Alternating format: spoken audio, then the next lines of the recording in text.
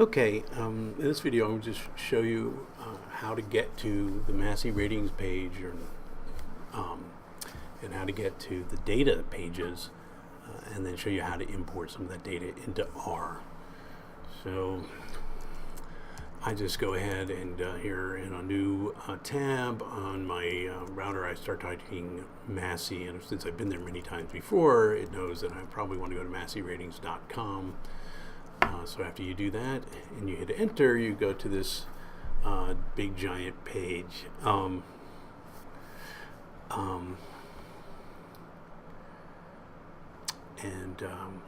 See, he's got a bunch of things that he's got current ratings. You could go and look at his ratings if you want to. But of course, we're here to get some data.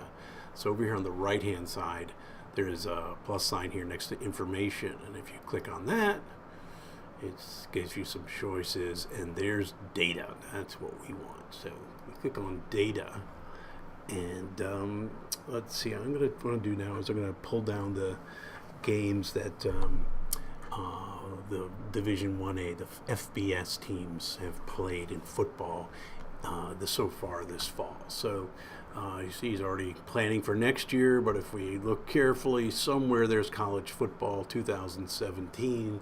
That's what we want, and we click, and the first thing we get is this data page with usually the most recent weekend's results for all of college football, big schools, little schools, junior colleges, Mexico.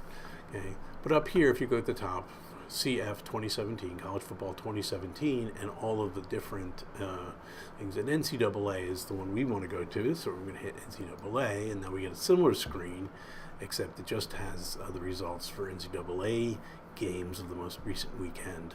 And then we're going to want to go to Division 1. If we do Gettysburg, we would go down here at Division 3 and get their games and other Division 3 teams. But we're going to concentrate on the big guys right here. So we go Division 1, and notice it says you have a choice between FBS or FCS.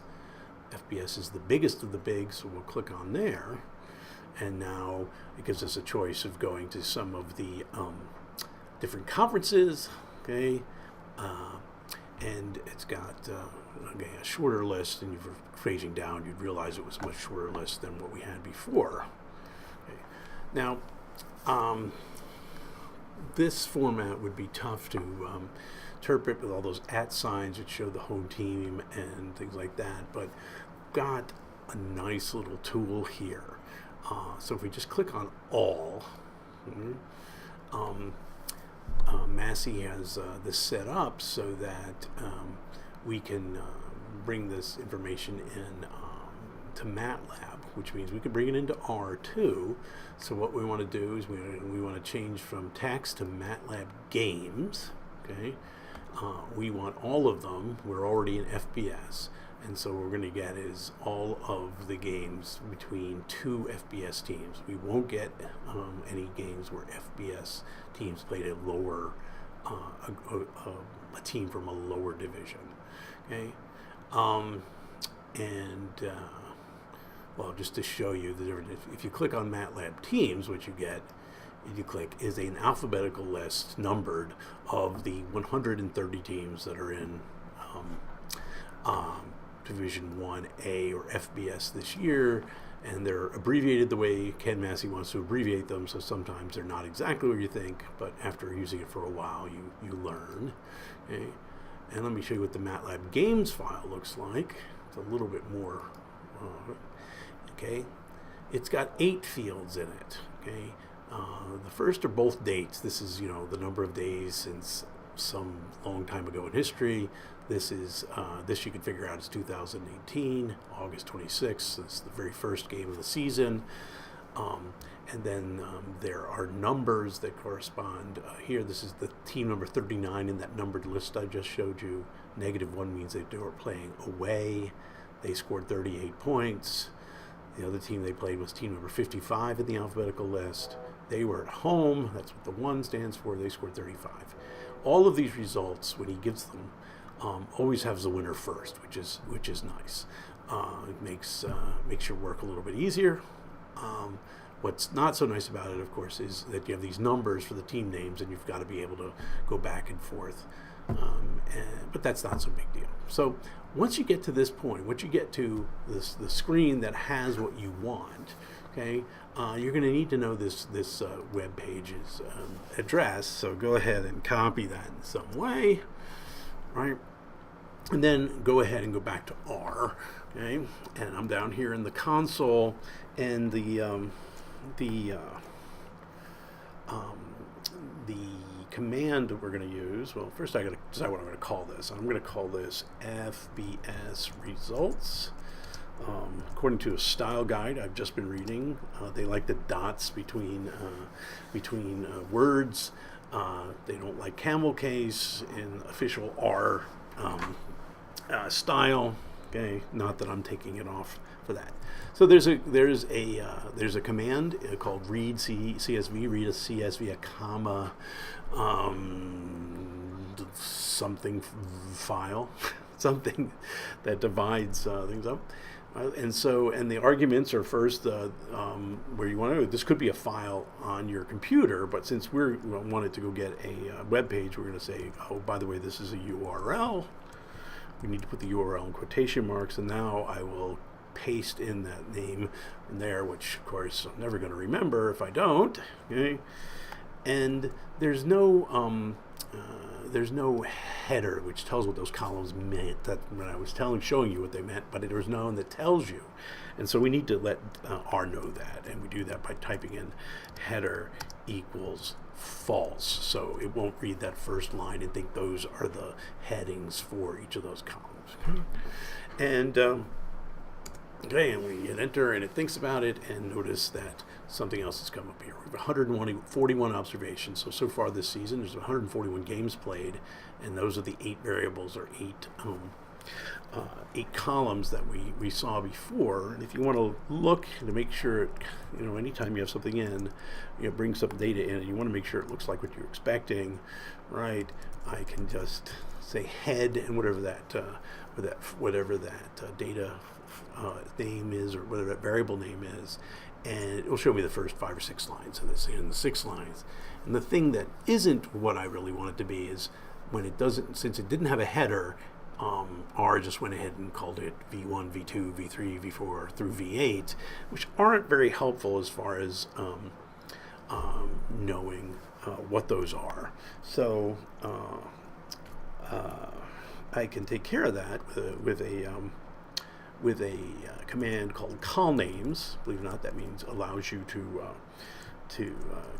assign names to the columns, and we're going to do that for the file we just had called FBS results. And then we're going to use the concatenate command, which allows us just to stick a bunch of things back to back, and you can call them whatever you want. I'm going to call the 2 date files date 1 and date 2, okay, and so on and so forth. I notice up here I've done this before, and I've got my R history file, which sometimes is over here, but this R history is off my home computer, so I had to copy it in. So this is what I called the rest of the stuff, so I don't have to type this all right now. Get that quotation mark back where it's supposed to be, and then there.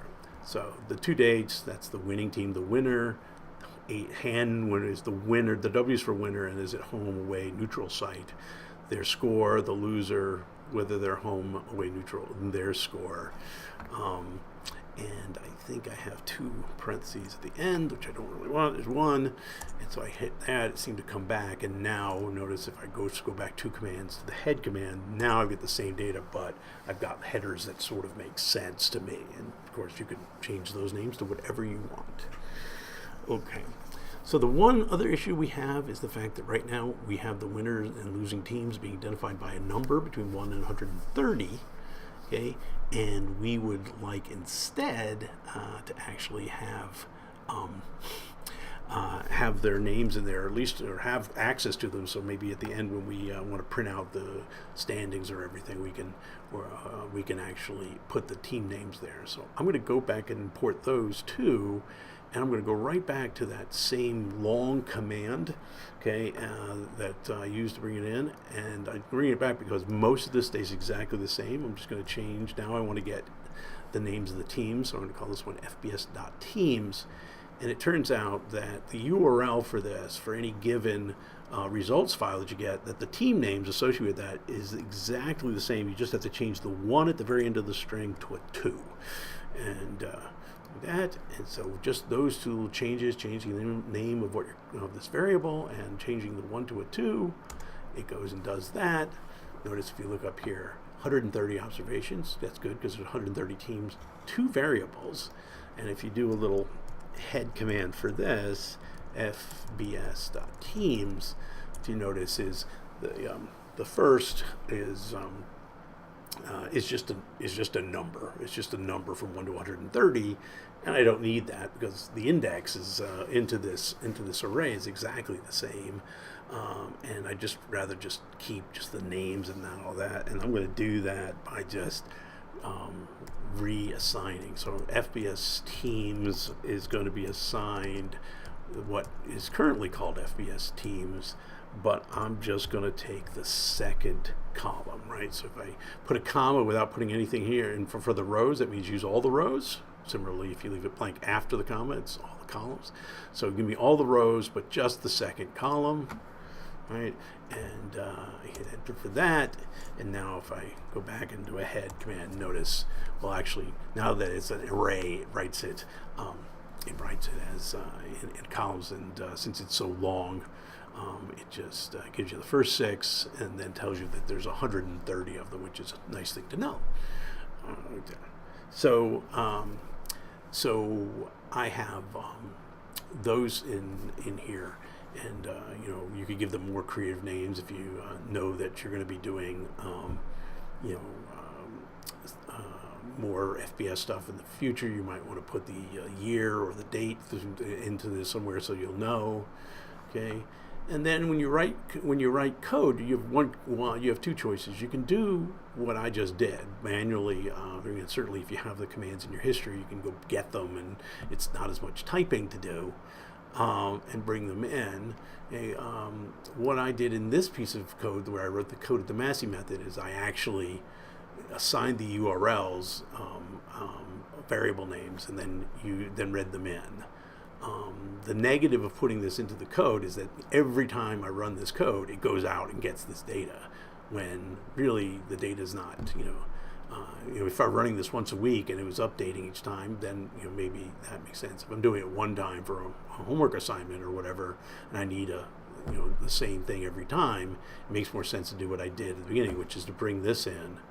And right now, if you were to shut down RStudio, it would save these by default, and usually it may ask you as you go to whether you want to save them, and you would say yes.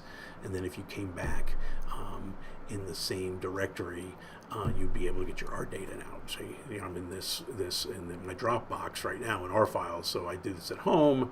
I click on R data and I get the stuff I had at home. And here, because I have access to my Dropbox in both places.